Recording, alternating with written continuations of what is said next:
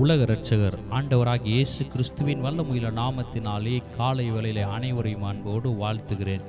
இன்றைய திருவசனம் யோபு 7:8.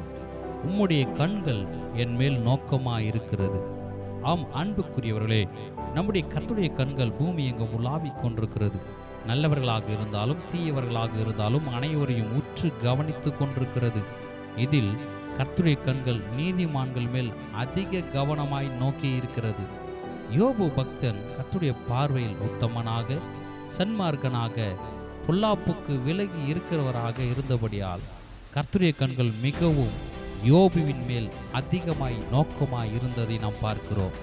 ஆம், யாரெல்லாம் தேவனுக்கு அஞ்சி அவருடைய கற்பனைகளுக்கு கீழ்ப்படிந்து அவரையே நம்பியிருக்கிறார்களோ அவர்கள் மேல் கர்த்தருடைய கண்கள் நிச்சயமாய் அதிக கவனமாய் நோக்கி இருக்கிறது.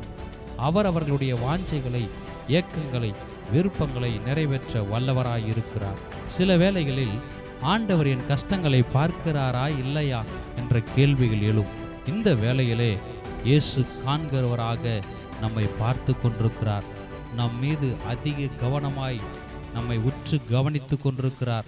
அவருடைய கண்கள் நம்மை கவனித்து கொண்டிருக்கிற என்பதை ஒரு நாளும் மறந்துவிடக்கூடாது. அதி சீக்கிரத்தில் உனக்கான அற்புதம் நிறைவேறும், அதிசயங்கள் நடக்கும். தொடர்ந்து அவரை நம்புங்கள், நிச்சயம் விடுதலை உண்டு. ஆமென்.